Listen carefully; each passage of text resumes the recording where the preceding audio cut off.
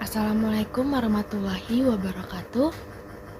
Halo semuanya, jadi pada video kali ini kelompok saya akan menjelaskan tentang penerapan metode penyusutan aset tetap di PT Prodia Widya Husada Tbk. Video ini dibuat untuk memenuhi tugas besar 2 Matematika Bisnis. Sebelumnya saya akan memperkenalkan kelompok saya terlebih dahulu. Yang pertama ada saya sendiri, yaitu Adinda Regita Cahyani. Yang kedua ada Resti Dewi Triana Melinasari, dan juga ada Abdullah Fawaziami Wibusana. Oke, sebelum lanjut ke materi yang lebih dalam, kita harus tahu dulu nih apa aja aset tetap di PT Prodia Widya Husada ini.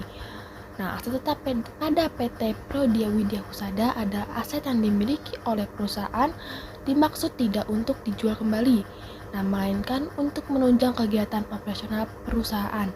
PT Prodia Widya Husada mempunyai golongan dan jenis aset tetap sebagai berikut. Yang pertama ada bangunan, yaitu bangunan yang dijadikan sebagai tempat operasional kegiatan perusahaan yang tersebar di 104 wilayah di Indonesia dengan total 251 outlet.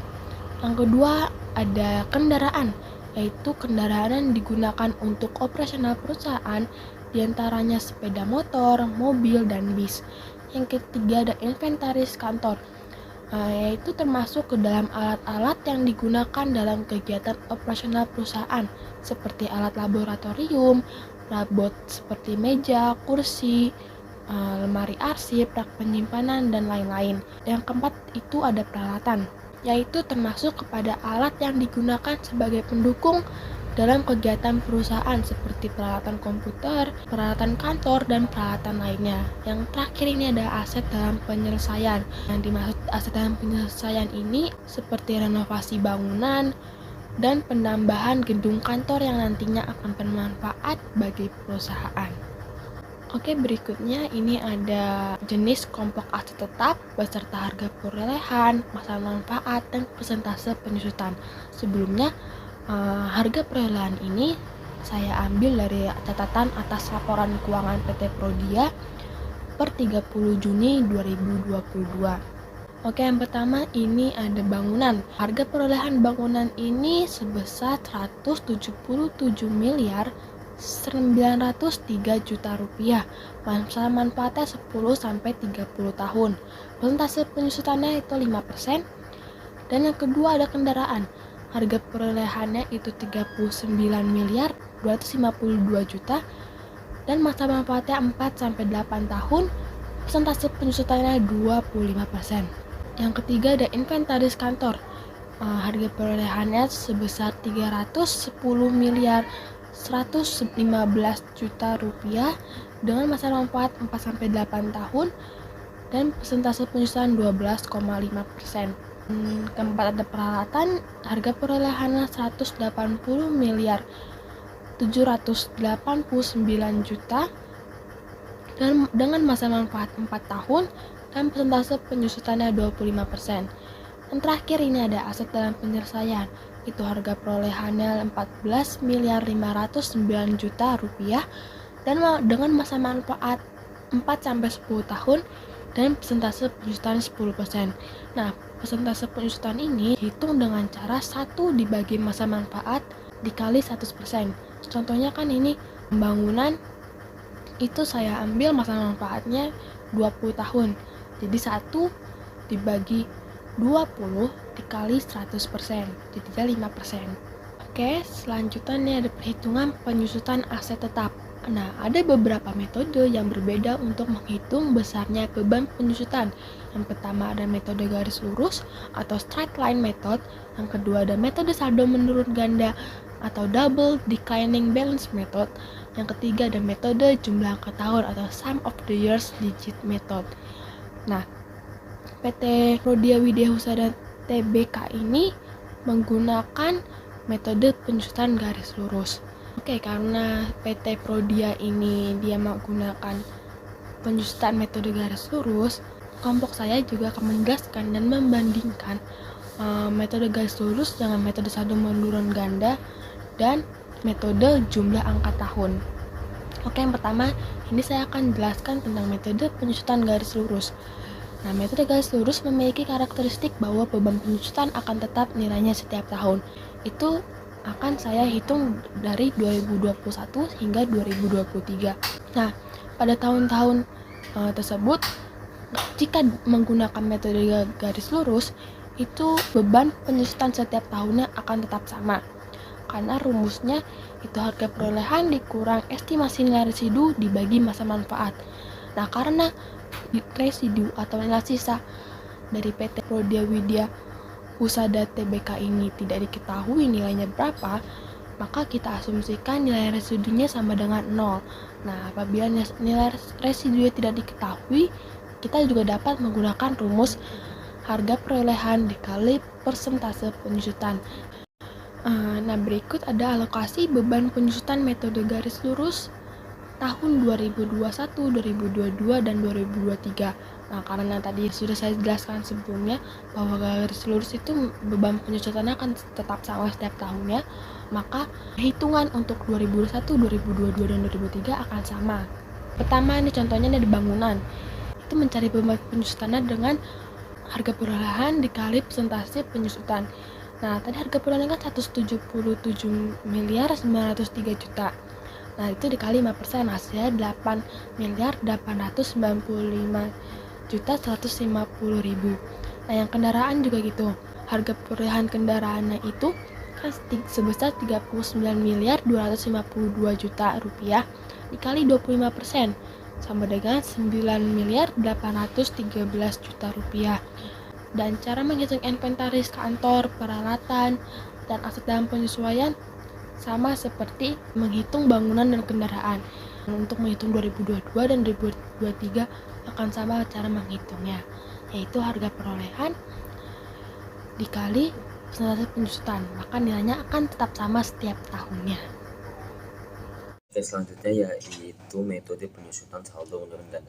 Oke, sebagaimana yang kita ketahui bahwa perusahaan ini menggunakan lebih dari satu metode penyusutan, yang salah satunya yaitu metode penyusutan saldo menurun ganda, yaitu salah satu metode penyusutan yang memberikan tingkat penyusutan yang lebih tinggi pada awal masa manfaat suatu aset dan kemudian menurun seiring waktu. Oke, untuk rumusnya yaitu 2 bagi masa manfaat dikali saldo buka awal. Oke, jadi beban penyusutan untuk aset tetap dengan metode saldo menurun ganda pada tahun 2021 sampai 2023 pada perusahaan ini, yaitu contohnya sebagai berikut. Oke, sekarang kita membahas tabel pertama, yaitu alokasi beban penyusutan metode saldo menurun ganda pada tahun 2021.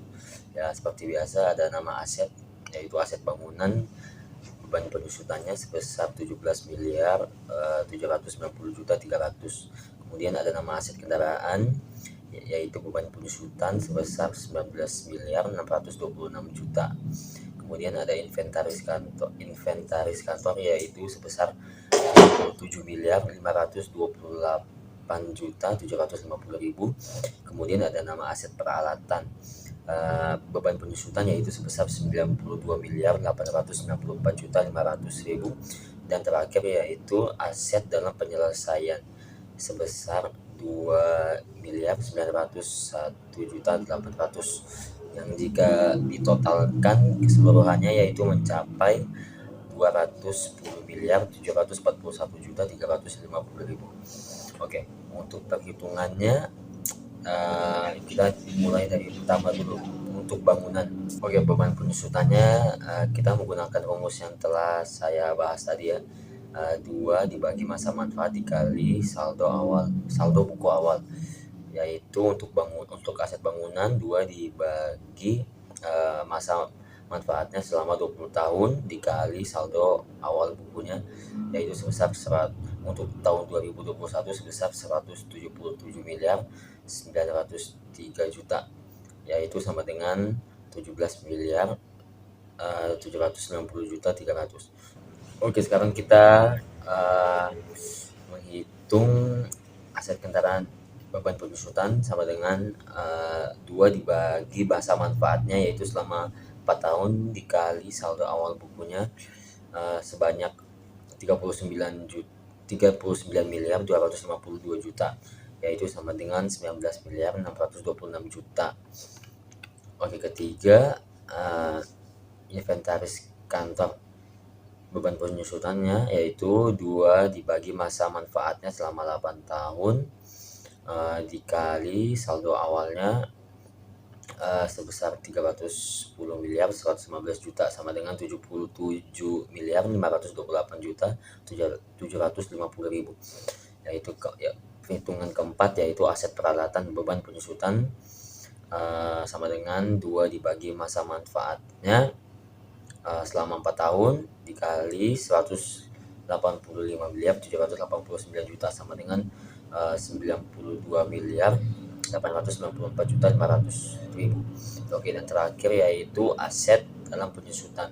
Beban penyusutan sama dengan 2 dibagi 10 masa manfaatnya dikali 14 miliar 509 juta untuk saldo awalnya sama dengan yaitu 2 miliar 901 juta 800. Oke, sekarang kita merujuk ke tahun berikutnya ya. Alokasi beban penyusutan metode saldo menurun ganda pada tahun 2022. Bisa kita lihat beban penyusutan untuk aset pada tahun ini itu beda dengan tahun sebelumnya ya. Contohnya seperti aset bangunan yaitu 9 miliar 813 juta. Kemudian aset inventaris kantor yaitu sebesar 58 miliar 146 juta 562.500. Kemudian peralatan dan aset dalam penyelesaiannya yang sudah terpapar di dalam tabel ini. Untuk perhitungannya kita masih menggunakan rumus yang sama yaitu tadi 2 dibagi masa manfaat dikali saldo awal buku. Dan juga masa manfaatnya tidak ada perbedaan dengan sebelumnya, dan begitu pula dengan tabel-tabel selanjutnya khususnya pada tahun 2023. Oke, untuk materi selanjutnya itu ada metode penyusutan jumlah angka tahunan. Besarnya beban penyusutan dengan menggunakan metode ini adalah dengan mengalihkan rate dengan selisih harga peroleh dengan nilai residu. Jadi itu rate per tahunnya diperoleh dengan menjumlahkan seluruh umur ekonomi suatu aset tetap. Dengan data yang sudah diperoleh, maka rate per tahun aset tetap dari PT Prodia Widi Husada Tbk adalah sebagai berikut. Yaitu umur ekonomi aset tetap untuk bangunannya itu 20 tahun, akumulasi tahunnya itu 1, 2, 3 dan seterusnya itu sampai kayak 210 hari per tahun akumulasi tahunannya. Terus rate tahun pertama itu kan tadi kan aset tetap umur ekonomis aset tetap bangunan itu kan 20 tahun. Terus kayak akumulasi per tahunnya itu kan 210. Jadi 20 per 210 itu untuk tahun pertama. Terus untuk tahun kedua itu dikurang. Jadi kayak karena kan udah dipakai nih, jadi dikurang setahun gitu loh. Jadi 19 per 210 dan seterusnya nyampe kayak untuk tahun-tahun selanjutnya. Dengan metode ini beban penyusutan setiap tahun selalu menurun karena rate yang semakin kecil, sehingga beban penyusutan untuk aset tetap pada tahun 2021 hingga 2023 sebagai berikut. Di sini tuh ada alokasi beban penyusutan metode jumlah angka tahunan periode 2021. Untuk nama asetnya itu bangunan, beban penyusutannya itu tuh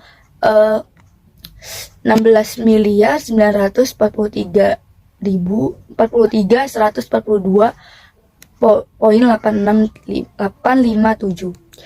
terus yang kedua itu ada aset kendaraan yaitu 8 miliar 722 juta 666.666 rupiah. Terus inventaris kantor itu sebesar 68 miliar 914 juta 444.444. Terus yang keempat itu ada peralatan itu 74 miliar 315 juta 600 ribu rupiah. Terus aset dalam penyelesaian itu ada 2.638.000.000 rupiah. Jadi kayak total untuk keseluruhan beban penyusutannya yaitu 171.533.853.968. Terus di sini tuh di sampingnya itu ada perhitungannya untuk bangunannya, beban penyusutannya 20/210 dikali 17 miliar 177 miliar 903 juta rupiah. Itu 20-nya itu kan dari umurnya ya, terus 210 itu dari akumulasi tahunan, terus yang 177 miliar ini dari kayak apa tuh harga perolehannya. Jadi perolehannya itu tuh harga perolehan 177 miliar. Selanjutnya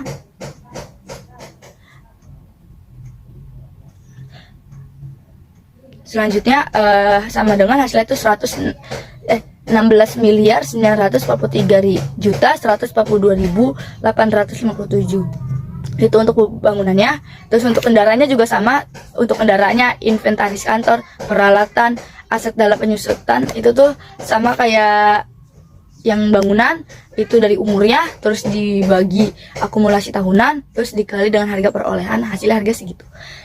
Ini untuk apa tuh hasilnya sama dengan beban penyusutannya itu sama ya. Jadi itu kayak bisa dibuktiin dari umur umur dibagi akumulasi terus dikali harga perolehannya, hasilnya segitu. Oke, untuk selanjutnya itu alokasi beban penyusutan metode jumlah angka tahunan pada periode 2020. Di sini tuh bangunannya 14.563.034.693. Untuk kendaraannya 5.936.259.259 rupiah. Terus untuk inventarisnya di sini udah tertera 46.900.108.000.24. Terus untuk 46.900.108.000.24 rupiah. Terus untuk peralatannya 3.442.000.000 rupiah, 2.020.000 rupiah. Terus untuk aset dalam penyelesaiannya itu 1.942.527.272 rupiah. Jadi itu total untuk keseluruhannya 102.783.949.250 rupiah. Terus untuk perhitungannya itu sama seperti yang tadi. Untuk ini cuma kan ini udah 2022 ya, ini tuh udah dikurang setahun. Jadi kayak umurnya tadi 22 dikurang 20, umurnya 20 tahun, 20 nih masa manfaatnya nih. Terus ini kan udah nambah nih kayaknya 2021 ke 2022 itu tuh kayak udah pakai setahun kan. Jadi kayak dikurang. Jadinya 19 dibagi 210 dikali harga perolehannya, hasilnya 14.563.563.034.693. Terus untuk seterusnya untuk kendaraannya, inventaris kantornya, peralatannya sama aset dalam penyusutannya. Oke, untuk selanjutnya kita next aja biar cepat. Di sini ini beban periode ke 2023. Jadi tuh ini kenapa beban penyusutannya bisa ketemu segitu? Karena ya seperti tadi, cuman kan ini 18 kan. Nah, tadi kan dari 2021 itu tuh masa umurnya itu tuh masa manfaatnya tuh 20 kan.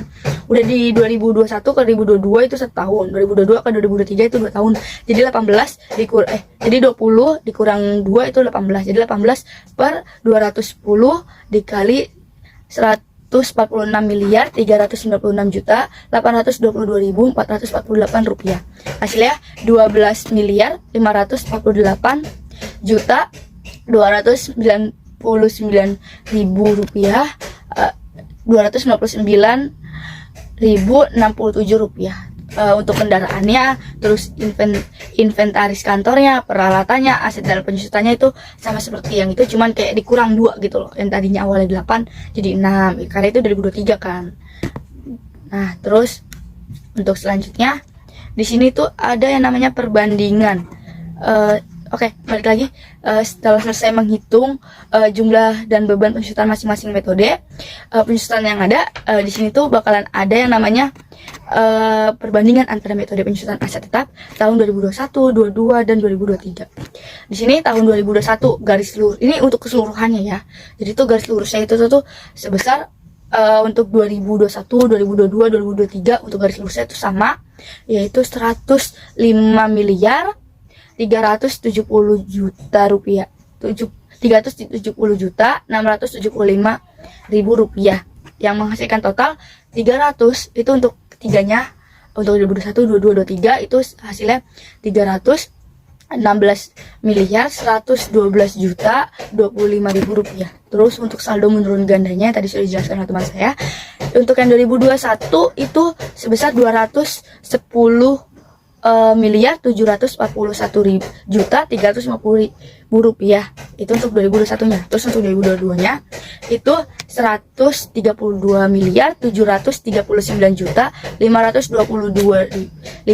rupiah. Terus untuk 2023 nya sebesar 88 miliar 7 juta 341.875. Nah, untuk total 2021, 22, 23 itu dijumlahin semuanya jadinya tuh totalnya 431 miliar 488 juta 214.375 rupiah. Terus untuk jumlah angka tahun yang tadi kita sudah hitung, untuk 2021 nya yaitu 171 miliar 533 juta rupiah, 33 juta 853.968 rupiah untuk 2021 nya.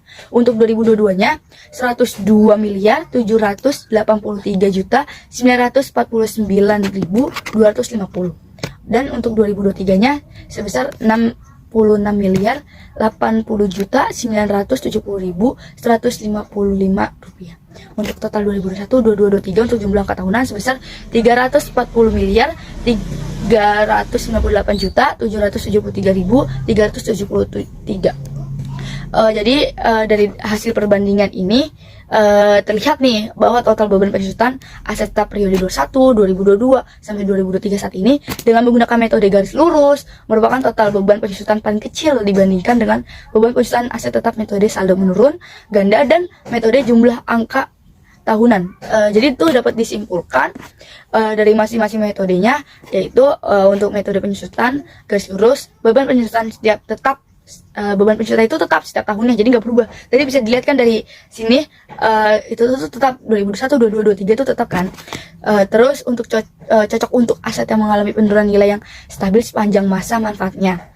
Terus yang ketiga itu ada memberikan kepastian beban tahunan tetapi mungkin tidak mencerminkan perubahan nilai aset seiring waktu ya.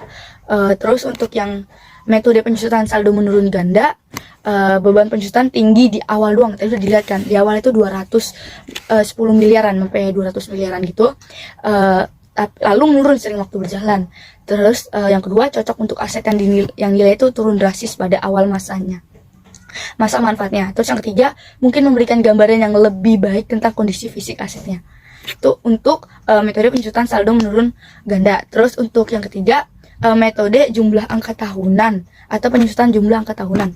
Bisa dilihat kan tadi kan untuk jadi itu seiring waktu berjalan 2021, 2023 itu semakin maju kan. Jadi kayak nilai itu semakin menurun. Jadi beban penyusutannya menurun seiring waktu berjalan kayak terus. Jadi tuh tahun 2001, 2023 bisa dilihat kan sini turun dia dari 171 miliar nyampe paling bawah nih 2023 nih yang tahun ini tuh 66 miliar. Terus untuk kedua cocok untuk aset yang nilainya turun seiring waktu berjalan. Terus yang ketiga memberikan fleksibilitas untuk menyesuaikan beban penyusutan dengan perubahan kondisi ekonomi atau teknologi. Jadi untuk kesimpulannya dari seluruhnya ya, untuk metode penyusutan garis lurus ini tuh setiap tahunnya tuh tetap. Jadi itu kayak nggak berubah. Bisa dilihat kan di sini 105 miliar, sedangkan untuk saldo menurun jumlah angka tuh dari yang tadi besar nih dari 210 kayak terus turun ke 88, terus 171 miliar turun ke 66. Jadi itu bisa disimpulkan kayak cuman metode penyusutan garis lurus ini yang lebih baik dibandingkan metode penyusutan saldo menurun ganda atau metode penyusutan jumlah angka tahunan. Oke. berakhir sudah presentasi dari kelompok kami. Saya sebenarnya pantun ya. Biru laut seperti kolam, ikan paus pandai menyelam. Dari lubuk hati yang paling dalam, saya tutup presentasi dengan salam. Mentari senja telah tenggelam, hujan turun mulai terjatuh. Ku tutup presentasi dengan salam. Wabillahi taufiq wal hidayah. Wassalamualaikum warahmatullahi wabarakatuh.